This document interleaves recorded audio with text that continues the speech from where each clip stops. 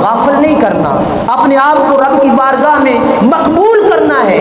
رزق ہے تو اس رزق کو رب کی بارگاہ میں صرف کریں۔ امیری، غریبی، بیماری اور تندرستی یہ اللہ وحدہ لا شریک کی حکمت کے تحت ہے، اور اللہ تبارک و تعالی جل شانہ نے جسے دولت عطا کی ہے، اسے چاہیے کہ وہ اس دولت کو اللہ تبارک و تعالی کی اطاعت میں خرچ کرے، فرما برداری میں خرچ کرے۔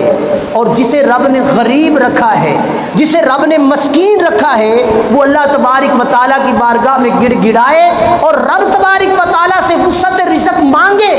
مانگنے میں حرج نہیں ہے، لیکن ایسی وسعت رزق نہ مانگے کہ جس وسعت رزق سے غفلت کا شکار ہو جائے۔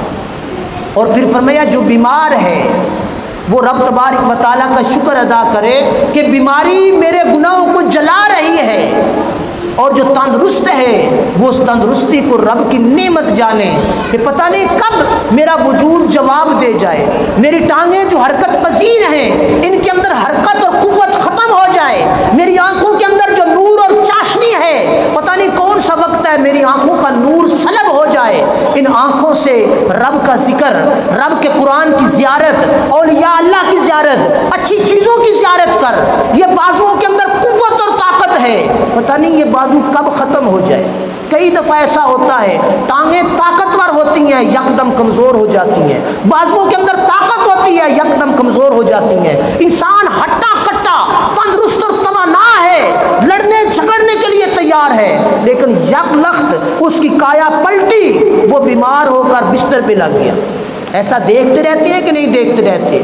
اس کا مالک کون ہے؟ شفا دینے والا کون ہے؟ بیماری دینے والا کون ہے؟ تندرستی دینے والا کون ہے؟ امیری دینے والا کون ہے؟ غریبی دینے والا کون ہے؟ جب سب چیزوں کا مالک اللہ ہے تو پھر بیمار ہو جائے تو شکوہ کیوں کرتے ہیں؟ کئی لوگوں کی زبانوں سے یہ باتیں سنی ہیں، پتہ نہیں میں کوئی گناہ کر بیٹھا، میرے کوئی غلطی ہو گئی ہے، یہاں کوئی بیماری میں مبتلا ہو گیا، ہم آس پاس کے کہتے ہیں چنگا ہو جائے سا نہیں لین دیندہ۔ سمجھ آئی؟